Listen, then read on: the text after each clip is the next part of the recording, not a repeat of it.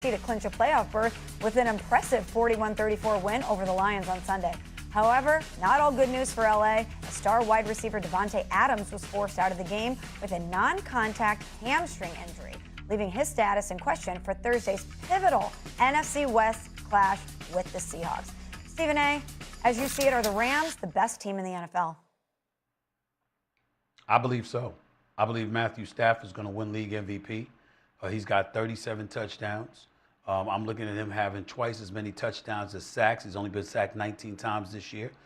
He's got the 37 touchdowns. He's the league leader with 37 touchdown passes, and he's second in passing yards per se. The Rams have won 8 of their last 9. Puka Nacua is balling out. Davante Adams got hurt, re-aggravated that hamstring injury. I understand that part. So that's a blow to them for the time being, no doubt, and hopefully he'll be okay eventually. But you look at Kyron Williams, you look at Corum coming out of the backfield. They can run the football. They can throw the football. They can catch the damn football, okay? And their defense, you know what? They gave a little bit too much in the first half to Jared Goff or whatever. In the second half, it was an entirely different animal. Plus, they neutralized Jamal Gibbs as well. You see the kind of things that they're doing on both sides of the ball. The Rams, on any given moment, can beat anybody.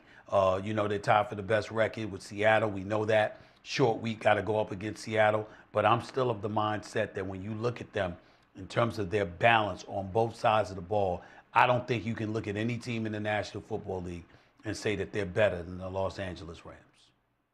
If I'm doing a power rankings right now, it's hard to go against you, Stephen A. I think the Rams would be right there. I give you another team, though. And 2 weeks ago, I was on First Take on a Wednesday with you and Mad Dog and Swagoo. And I said, could we give the Denver Broncos some respect? At some point, can we give them some respect? The Denver Broncos went into this game against Green Bay yesterday as underdogs at home, despite having won their last 11 straight in that building and 10 straight games on the season. They're down 23-14, and Bo Nix ends up taking them on 3 straight scoring drives. They give up 32 yards of defense the second half. And you get down to when it matters most. Bo Nix has made the play every single time this season. I know we want to see, well, what's he going to do when it matters? And he hasn't done it when it matters. Well, he can't control that. I saw Drake May give up a 21-point lead yesterday and watch at home a Bills team come back and beat them. And quite the alternate at 4 o'clock when down 23-14, Bo Nix says, come on my back. I got you. They go and they win, and he throws for 304 yards. The offensive line does not give up a single sack, even before the Micah Parsons injury. We know that the Green Bay front seven is the best, or if not one of the best in the league.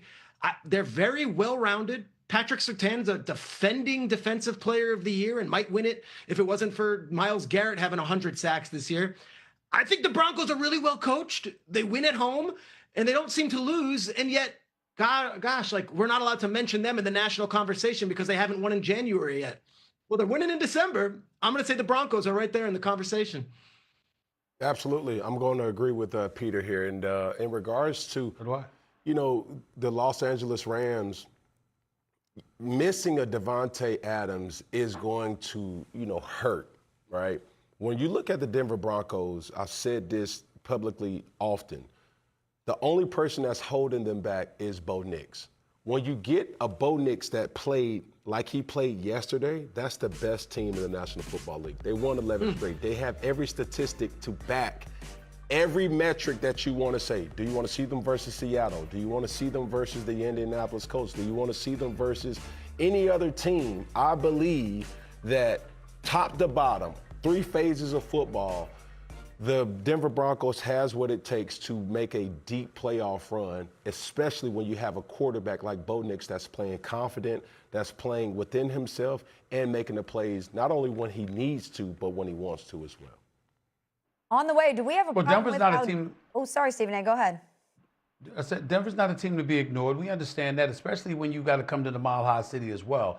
And let's remember that altitude ain't for everybody. And so the road to the Super Bowl having to come through Denver in the AFC, that is something to pay attention to. There's no doubt about it. They've got a Super Bowl champion as a coach in Sean Payton, who's done a phenomenal job. And think about what they were. No disrespect, not throwing no shade on them.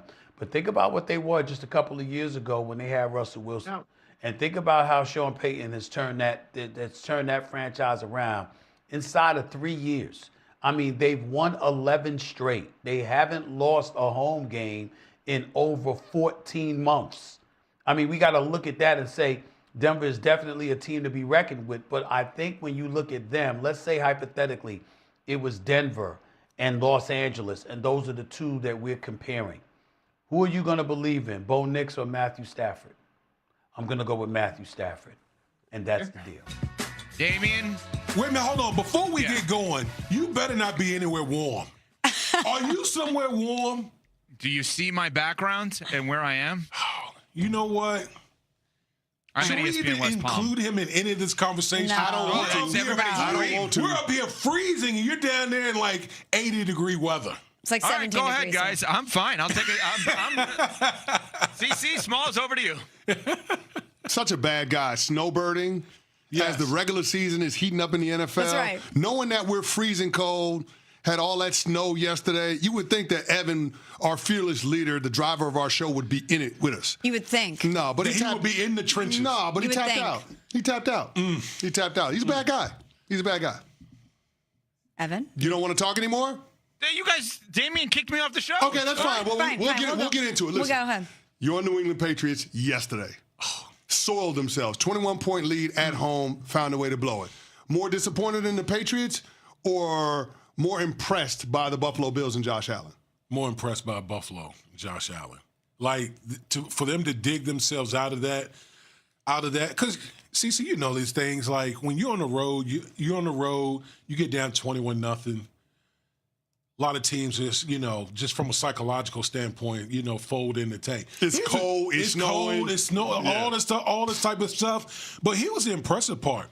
Even when they got down 21-0, they didn't change their game plan. They stuck with the running game. And ultimately, that's how they climbed back into the game. Like, their defense played outstanding in the second half. Really, they were throwing the kitchen sink at Drake May, all different type of defenses. They made critical stops against New England, and that running game just kept going and going and going. And obviously, Josh Allen, the Superman that he is, always seemed like every week he puts on his cape. They climbed all the way back and won a huge game on the road in Foxborough. So Evan Cohen, I'm going to speak for him since he's no longer a part of this conversation, said earlier that there's no excuses for Buffalo now.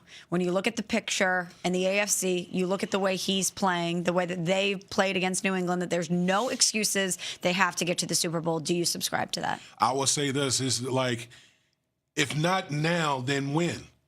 If not now, then when for Buffalo? Literally, everything has been cleared.